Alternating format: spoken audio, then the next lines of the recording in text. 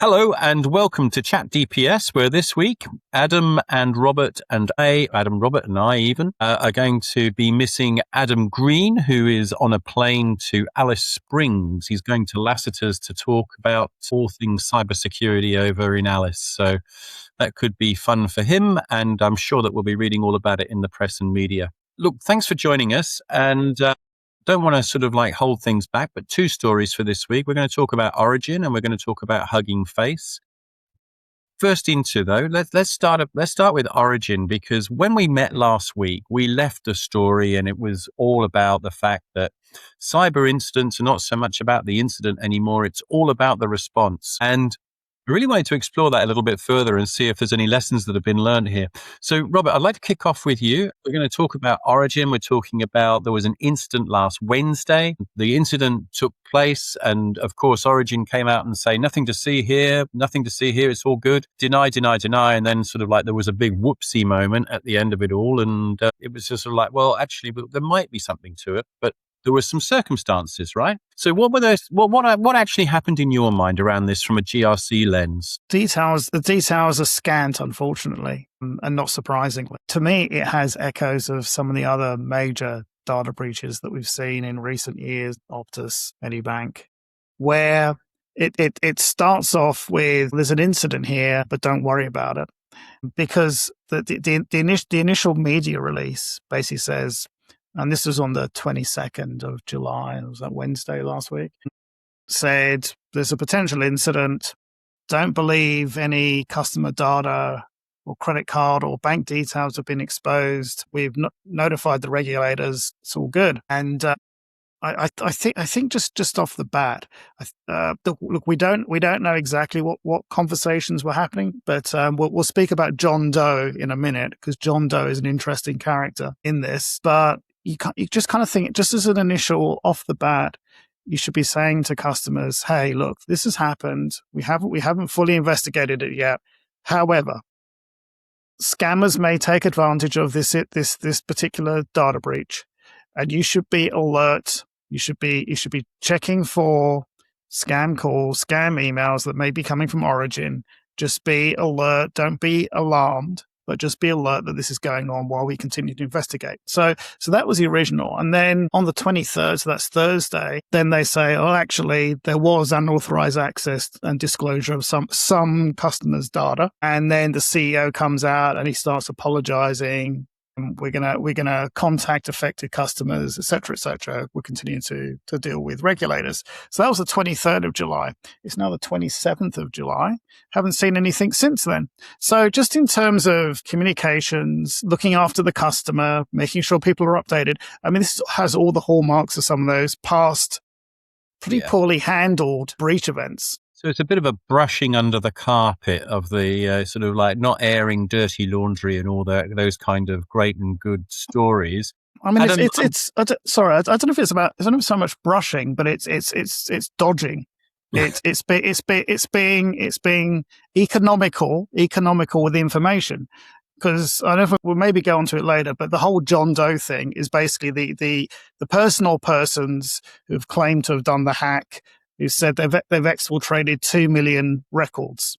So, and this is where it grows. And so they're contacting the media saying, I have hacked Medibank. They're not taking it seriously, and we're just going to release everything in the next 14 days. You know, if Origin don't actually meet whatever their demands might be. So there's a whole other thing that's at play here, which at the moment Origin, in their media releases to the ASX, has not said we're communicating with this John Doe character. So it's that kind of just been very economical and light on information. Then you've got a whole bunch of other stuff going on in the media. So Adam, just to sort of like pick up on Robert's point there. So we've gone from 2 million. Now we believe almost 4.8 million or nearly 5 million customer records. So let's talk about this a little bit further. What's your take here? So I want to point out a couple of things. They did have a playbook and they followed their playbook, right? So thing happened. They went out day one and said that they had a notice. They found out there was a thing. Day two, they came out with the CEO who did an apology and said, we take this very seriously. And then there was a gap, right, to today. So this is where the playbook doesn't always work. And we will say the upgrade to 5 million is the offenders or criminals are stating this. So there's no proof of exactly how much yet until if they do go public. The big thing was there's 4 misses that they did in this one, I think personally, just from running these type of things before. The first one was the criminals controlled the timeline from the very start. They told them what was going on. They told them if they didn't meet their demands or say something that they would go public. And then they went to, I think it was the Australian, was it? It was the Australian that they went to. Mm-hmm. So they control the timeline and the narrative instantly. The saying some customers versus 2 million, for example, right? There's a huge gap. The other issue they said was we'll contact the people we confirm have been affected, which leaves everyone else who's an Origin customer in limbo. Like, do I get a call next week? What's the story? It's terrible. And the last one, which I actually thought was hilarious, and I'm going to throw this one at Robert as our resident legal person. They actually stated these words, and I'll quote, partial financials can't be used for fraud. I think if you say that to a hacker, he says, hold my beer. Look, at face value, the words together are true in a certain circumstance. But is it naivety? Is it naivety in that case? Or minimizing the risk in the same way that some customers, the language was very much minimalistic of what happened. So it's an interesting. So they actually followed their book, right? But they still lost because they didn't get ahead. Like we spoke about this before with other breaches. When you control the narrative and you speak about what you're doing and you're open about where you've been to and what you haven't done and where you're going, it looks a lot better for the business. And it's the reason why there's so much debate constantly over, why did this happen? How do we not know? Blah, blah, blah, blah, blah. That's going out and the negativity around it, I think. Yeah, so I must admit, sorry, I'm going to throw a curly one out there because one of the things that I'd written down in my notes before I started this was that it was observed in a couple of the articles that were written last week, not this week or over the weekend, by the way, but last week, that Australia remains a high value target. Now then, I guess this is really aimed at you, Adam. I mean, does that mean to say that we this is a more highly regulated industry, it's Origin, big organization, highly regulated. Should we be, or should they be taking key management a little bit more seriously than perhaps they have if they've been broken into? It's a combination of key management and, immutable storage and stuff like that. But I mean, from a solutions perspective, is that something that they should or should not, does it matter? It's interesting. So when we get the details of what happened, we'll be able to answer because we'll see where the gaps were across how they got this information to start with. Yeah. The biggest issue that we face in a regulated industry is because there's so much regulation, they have to follow the word of the regulation. And the word of the regulation is really important because the regulation might say has a firewall. I'll use that as an example because it's really simple. So you've got a firewall in place, but you have an any rule. I'm showing my age now. This is networking 101, but it allows any traffic in. So you got the firewall. So from the regulation perspective, you're good, but the firewall's doing fuck all and it's letting everything in, right? And because the regulation hasn't caught up yet to say, oh, by the way, you should block all these things and show us how. And then they go, oh, we blocked these things, but we haven't blocked these things. And that's how they got out, right? And this is the problem with it is it's very much people following the bouncing ball to meet the compliance task, to get on with their day, to serve energy to the public or whatever the outcome is of the business. Yeah. So meanwhile, we've got, anything between 2 and 5 million people that are sitting there going, well, I don't know if it's my data or if it's somebody else's. This is meant to be a highly regulated industry. What I'm hearing is that standards are tightening. What is that all about? Why am I now again, sort of like fearful that my identity and everything else? There's one other part to this too, which they haven't done a single thing on, and it's a bit of a shame. And we've learned this previously. at no point have they come out to their customers to talk about the onshed of this, these phishing attacks, the social engineering that will come, all of the things that will happen that actually puts the people at risk. And this isn't your bank, right? This is your power company. You don't choose a risk. You don't choose the power. You need electricity to live in this world these days. So it's really important for them to get on the front foot and be able to say, hey, because of this, and I'll use my fantastic quote, partial financials can't be used as fraud. You can say that, and then but immediately after you can say there is enough data there for them to get more from you and therefore commit fraud. But there's nothing there. You can just imagine, scam call center calls up. Oh, hello, Mr. Lovell. Date of birth, so and so. Oh, you live at this address, and you've got a Visa card starting with 1234, ending in 56789. That's you, isn't it, Mr. Lovell? Oh, yes, it's me. Okay, I'm calling from a bank, the ATO, whatever it might be. I'm going to send you a link. Can you please click on that link because of so and so? But they've got enough details that they've scraped off the dark web to at least convince certain people that you're legitimate because you've got partial records. And then once you've done that, you take it from there.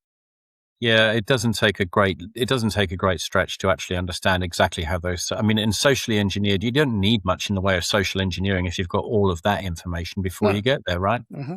Yeah. And it's easy and this is something that I always tell people, like if someone had cold calls you about something, you have to authenticate them as well. And if you can't, then you have a number for the business. You can ring that yourself. Don't ask them for the number. There's things you can do to protect yourself from that. But again, none of this, what I would call the moral obligation of the company is even being looked at. And I don't think that's in the playbook.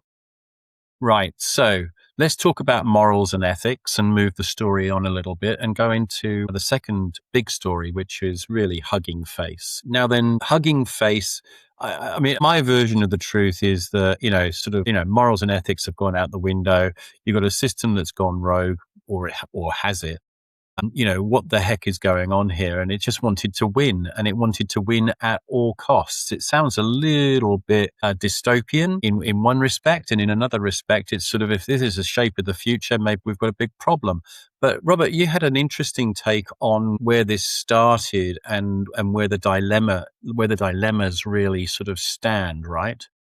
Yeah. So I mean, Adam's certainly across more of the technical detail. So my understanding, and we can chat about this, is that OpenAI creates an environment for a particular model that is designed to exploit vulnerabilities in other systems, and it puts it in a sandbox and says, off you go do whatever exploiting stuff you're going to do. For whatever reason, this sandbox is not a true sandbox because there is a route out to the internet and out into the external world. It finds its way out. It finds its way into Hugging Face, which I believe has a close connection with OpenAI, given that Hugging Face is essentially a platform for AI-based applications. Makes its way into Hugging Face and causes havoc. Hugging Face detect this eventually, detect that it's an autonomous exploiting system that's come in. Try to use a frontier model to understand what's going on.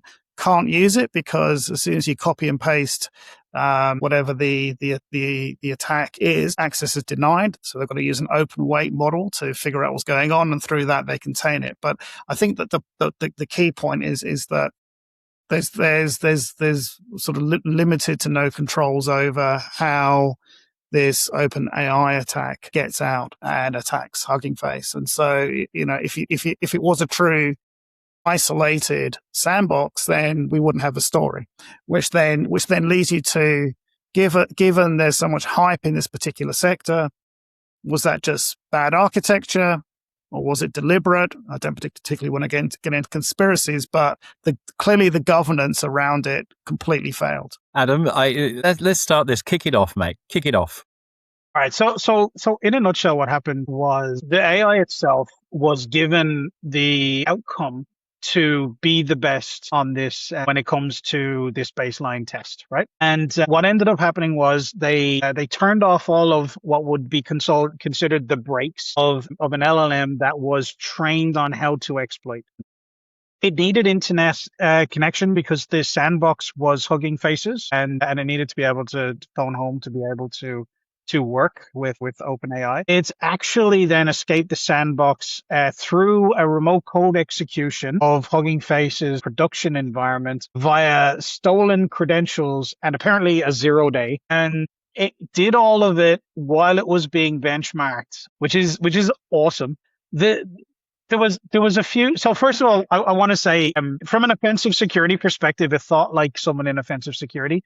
Because if you are told that you have to be the top name on this list, and here's the parameters to become the top name, you would look at that and go, or fuck it, I could just game system and be the top name. And the downside to this is something that I've been talking about in AI, even in my own work, is there should always be a governance model where a human makes a decision. And that point of the AI saying, here, hold my beer, is where the company should have had a control in for the person administering this test to go, whoa, hang on, that's outside the parameters of what we're talking about. Let's not do that. Stick with the program. Yeah. And unfortunately, that didn't happen. And I always find people are like, how did it escape? How did it go through? It used basically a process that we've been using for years. But the question everyone should ask is, who decided that the model with no brakes or controls didn't need a human between it and the internet? Like, what? The AI did exactly what it meant to do, and off it went. So it's interesting that they didn't follow. And this is really funny because if you have a look at OpenAI, for example, they actually have loads of files to help people build loop engineering, all this type of stuff. And it all states that you should have a human governance control for the decision part. It'll come up with recommendations. You tell it which way to go. It says that's best practice. That was missed here. And thus, to Robert's point, now we have something to talk about. Mm-hmm. Yeah. Okay. So this win at all costs thing. Yeah. I mean, it's sort of like, it just seems to be the way that it was designed, go to market, the Trumpian declaration as it went out. We've got to have an American first view of this. We're going to take the market by storm. I want it untethered. I want it to go nuts. Is that really what's gone on here, Robert? Do you think, or is that just an exaggeration of the truth?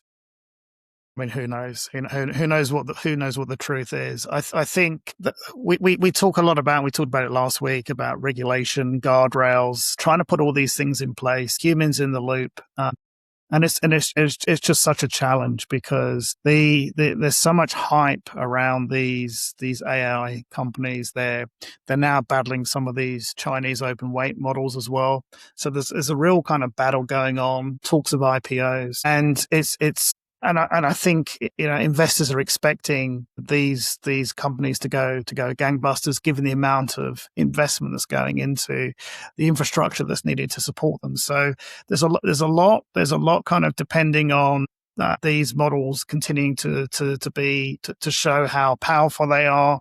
Hey, look, so even though you kind of go, oh, where's the governance, where's the guardrails? If you can point to it and go, look how powerful this model is, please invest in my particular product, please invest in my company, you continue to keep that story going along. So yeah, I sort of get the feeling that things like GRC just gets thrown to the wayside, as does security, as does privacy, in the name of growth, development, whatever you want to call it. Winning.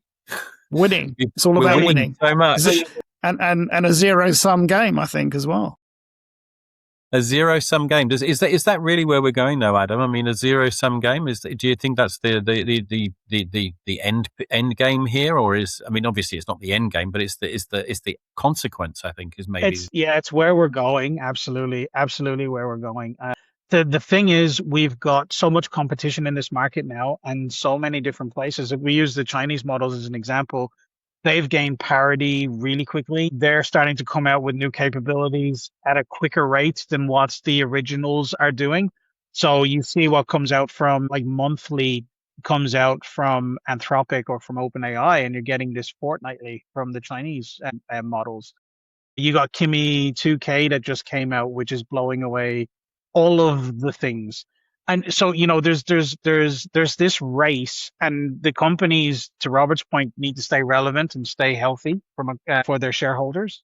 But on top of that, there's a real war here just on the international stage. So whoever owns the best AI kind of beats everyone else. It's a weird going back to the Cold War age of this arms race for who has the better AI, especially when it comes to the offensive side.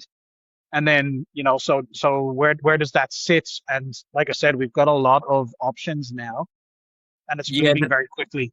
it's kind of interesting because the conclusions were drawn around War Games, the movie a little while back. I don't know if people remember that movie, but I mean, that was it was a kid's movie, but it wasn't. It was a frightening sort of like consequence of where everything was going, right? Some of us do if we have enough or a little amount of pigment anymore. We remember that movie. Yeah. Okay, Robert. Last word to you, my friend. What's? I mean, it comes back to your same principles, doesn't it? Principles of guardrails, governance, and I think the other thing is that whether this was poorly architected or whatever, again, it should put boards, executives on notice that you should be assessing the risk from your own organization's point of view and putting controls in place. This is similar to going back to the Origin story. What lessons are you learning from Origin, from Optus, from Medibank, and actually putting into your organization? Because coming out with the same playbook just doesn't work. So whether it is day-to-day data breach, which we see with Origin, or the rise of AI and that risk there, you can't just use the same playbook. You need to be actually adapting to what's in front of you right now, what the risks are, and actually coming up with solutions to try and deal with those risks. Yeah, I think, yeah, I mean, those are all stories where it's really not gone very well at all. But there was a story that we did, I don't know if it was last week or the week before, where we talked about Telstra, and Telstra did get ahead of the game. They did do a good job of doing what they're doing, and they've maintained credibility in the eyes of the customer and potentially other people in the industry as well. So congratulations to those guys. We'd like to talk about success stories as well as some of the failures. But nevertheless, on that note, thank you very much. If Yeah, one please do. Yeah. we go, Yeah. I think the thing about these two stories, there's a theme in them. And Origin was humans failing the old way, right? In what we went through and the way it went through. And OpenAI is machines failing in a new way. But the root cause seems to be identical. No one actually owns the decision about who's in control if something goes wrong. And that, I feel, is a leadership problem, not a cyber problem. This does go back to the people, technology all the time. Yeah, people, technology. Okay, gentlemen, thank you very much indeed for your time. That was ChatDPS for this week, and we're looking forward to catching up with you again soon. All the very best. Bye now. Yeah, right. Thank you.